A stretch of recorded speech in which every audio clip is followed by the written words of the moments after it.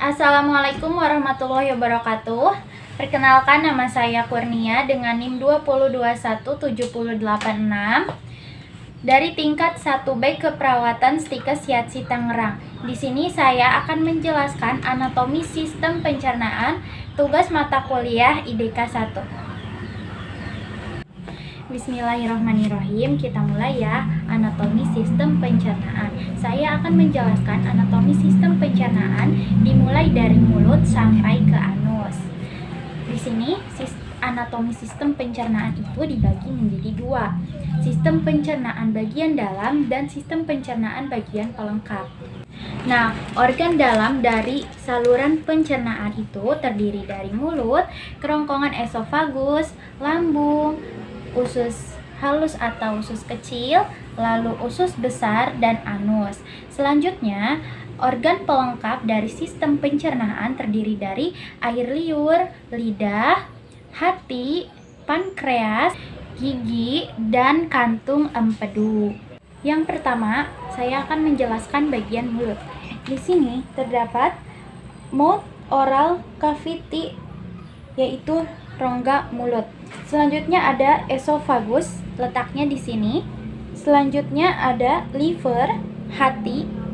Selanjutnya ada gallbladder di sini, kantung empedu. Lalu ada di sini usus halus.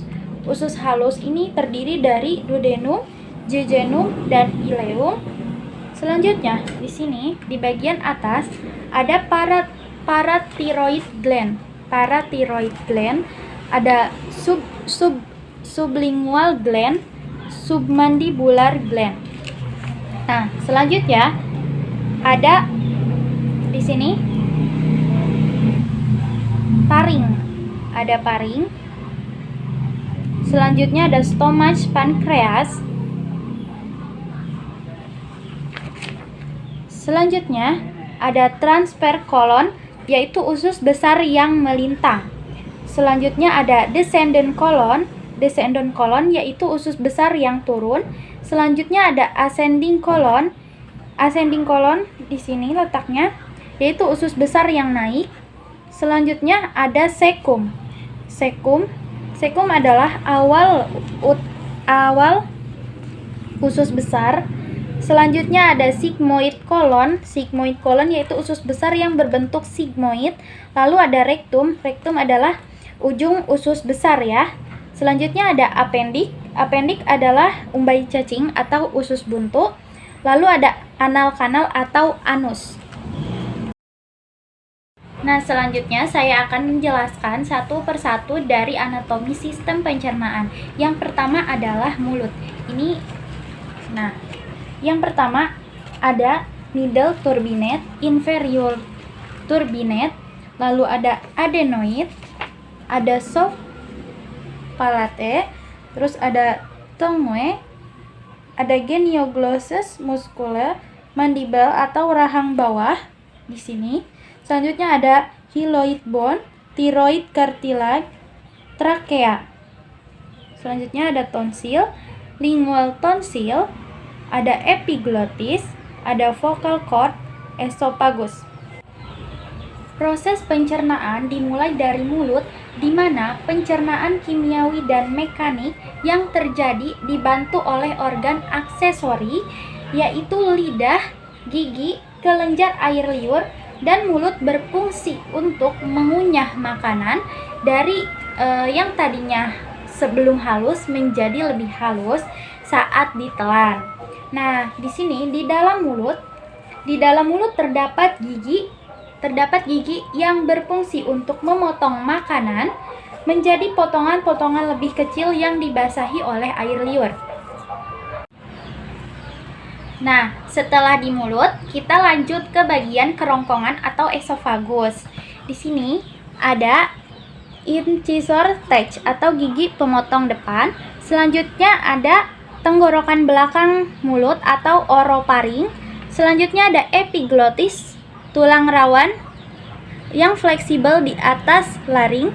Selanjutnya ada Pinform recess seperti satu buah pir yang di hipofaring. Selanjutnya ada thyroid cartilage atau tulang rawan tiroid. Nah, selanjutnya ada cricoid cartilage atau tulang rawan cricoid. Selanjutnya di sini ada crinophalangeal constriction. Selanjutnya ada cricopharyngeus muscule, otot yang terletak di esofagus.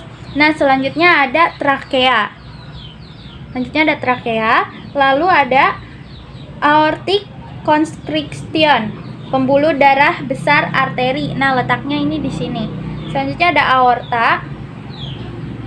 aorta pembuluh darah arteri besar ya di sini.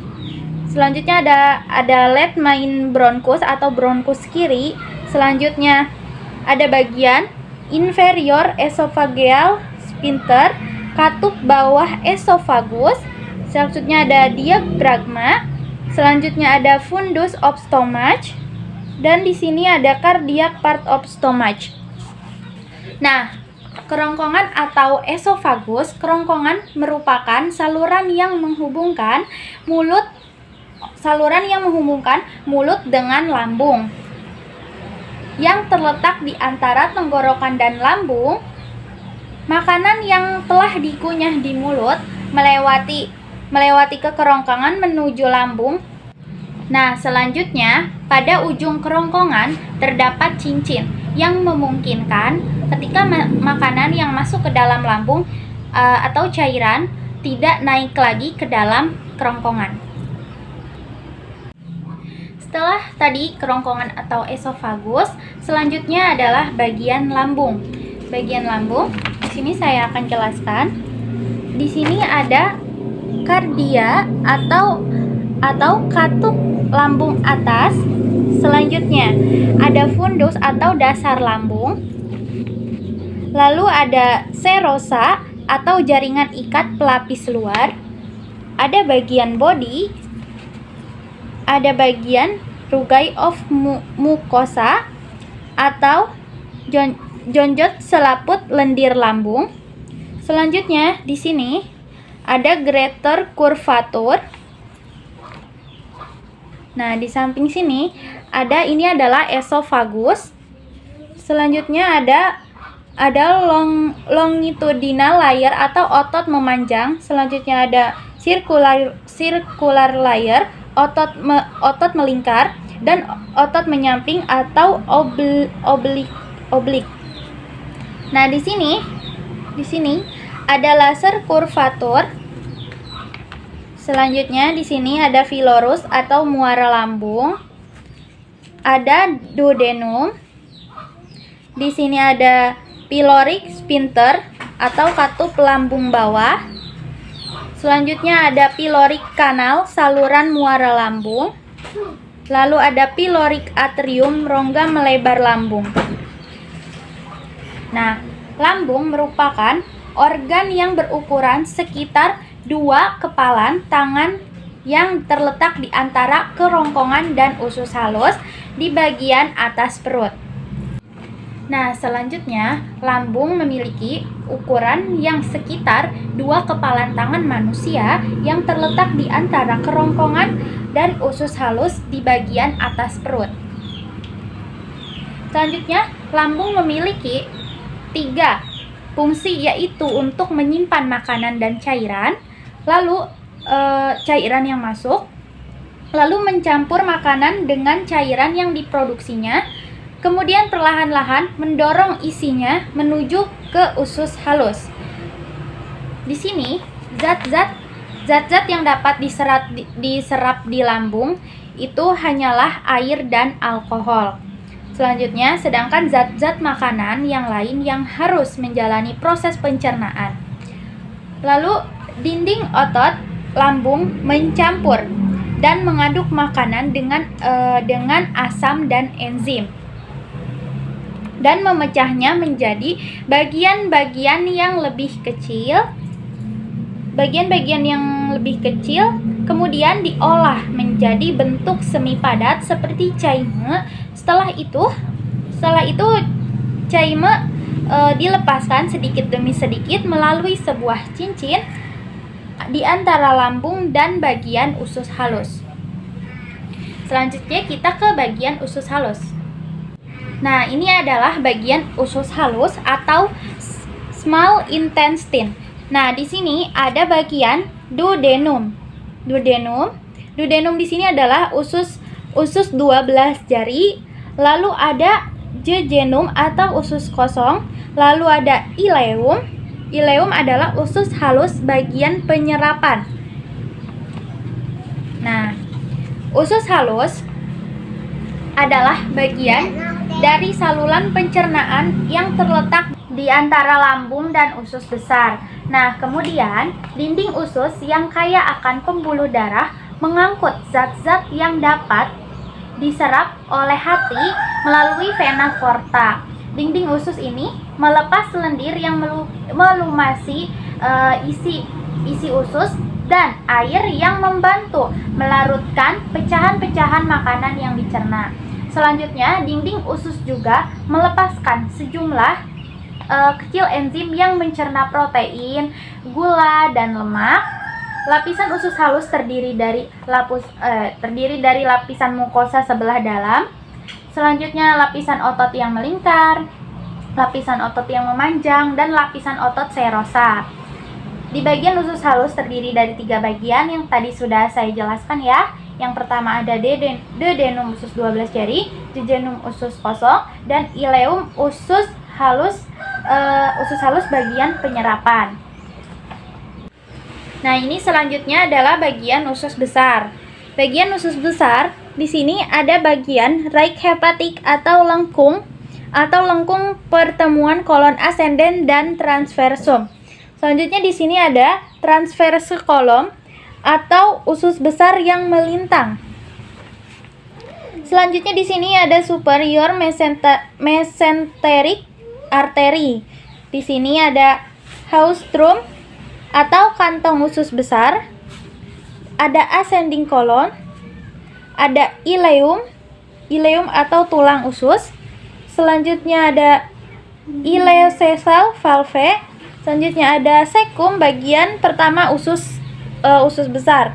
Selanjutnya di sini ada umbai cacing atau yang disebut dengan vermiform appendix. Selanjutnya di sini, nah di bagian ini ada left colic. Selanjutnya di sini ada transverse mesokoion, yaitu otot yang mendukung untuk menempelnya kolon transverse. Lalu di sini ada epiploic appendage, yaitu kantong kecil peritoneum yang berisi lemak. Selanjutnya di sini ada descendant colon. Selanjutnya di sini ada bagian cut edge of mesentery. Terus kemudian di sini ada tenia coli atau pita usus besar. Lalu di sini ada sigmoid colon atau usus besar yang berbentuk sigmoid. Selanjutnya di bagian bawah ini ada bagian rectum, bagian distal usus besar, anal kanal, anus, dan di sini ada external anal sphincter atau katup anus luar. Nah, selanjutnya ini adalah bagian usus besar. Usus besar berbentuk seperti huruf U yang terbalik yang berada di atas usus halus yang dimulai dari sisi kanan bawah tubuh lalu berakhir di sisi kiri bawah tubuh. Usus besar berukuran sekitar 5-6 meter yang terbagi menjadi 3 bagian, yaitu cecum, kolon, dan rektum. Yang pertama cecum. Cecum adalah kantong yang berada di awal usus besar yang memungkinkan makanan untuk lewat dari usus halus ke usus besar. Kemudian di sini ada kolon. Kolon adalah tempat penyerapan cairan dan garam yang memanjang dari cecum hingga rektum. Nah, di sini bagian rektum. Rektum adalah bagian akhir dari usus besar, di mana kotoran disimpan sebelum meninggalkan tubuh melalui anus. Selanjutnya, usus besar itu memiliki fungsi utama untuk membuang air dan garam dari bahan yang tidak dicerna dan membentuk limbah padat, yaitu kotoran yang dikeluarkan dari tubuh.